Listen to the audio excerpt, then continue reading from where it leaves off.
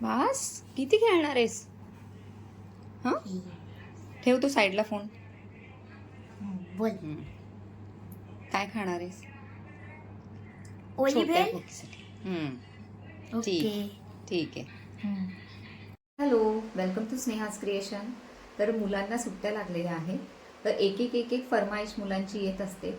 तसं आज मला सोहमने सांगितलं, सोहम म्हणजे माझा मुलगा, त्याने मला सांगितलं की मम्मा आज तू ओली भेळ बनव, कारण बाहेरचं तर काय खाण्यात काय पॉईंट नाही आहे. तर त्याच्यामुळे मग मी विचार केला की चला आज ओली भेळ बनवते. ओली भेळ बनवायला एकदम सोपी आहे. घरात मध्ये जे असलेलं आपलं काकडी, टमॅटो, कांदा एवढं जरी असलं ओली भेळसाठी तरी ते सफिशियंट असतं. पण लकीली माझ्याकडे इमलीची चटणी पण होती, चिंचेची चटणी पण होती. तर मग आता ती ओली भेळ अजूनच छान होणार आहे. चला तर मग तुमच्यासोबत पण शेअर करते की मी ओली भेळ कशी बनवते. तर ओली भेळ बनवण्यासाठी इथे मी घेतले कैरी घेतलेली, कच्ची कैरी, ती बारीक चिरून घेतली. काकडी घेतली बारीक चिरून, टमॅटो बारीक चिरून, कांदा बारीक चिरून घेतला आहे.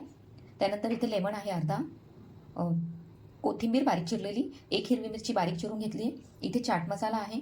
त्यानंतर ही चण्याची डाळ आहे, रोस्टेड म्हणजे तळलेली चण्याची डाळ. त्यानंतर वाटाणा आहे, हा कलरफुल वाटाणा. फरसाण आपल्याकडे असतंच त्यामुळे मी घेतलं आहे. मुरमुरे इथे मी 2 बाउल घेणार आहे. आणि ही आहे चिंचेची चटणी, आंबट गोड चटणी, गूळ घालून केलेली. तर इथे मी एक बाउल घेतलं आहे मोठं, त्यामध्ये हे एक एक बाउल मुरमुरं, अजून एक बाउल घेतला आहे. आता यातच मी एक एक करून हे सगळे टाकून घेतलेले सगळं टाकणार आहे. आधी कांदा, नंतर टमॅटो,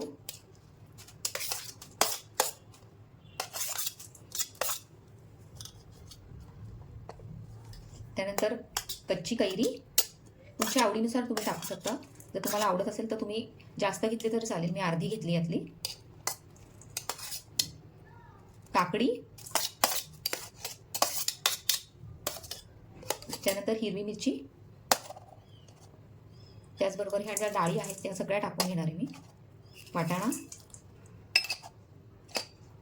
चाट मसाला पावडर,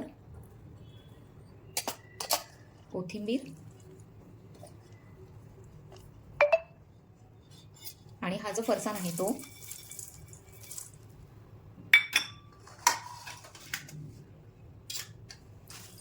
आणि हे सगळं मिक्स करून घेणार आहे.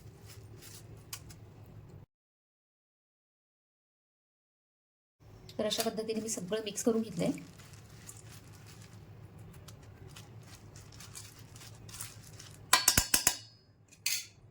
आता याचंच ही जी आंबट गोड चटणी आहे ती टाकून घ्यायची.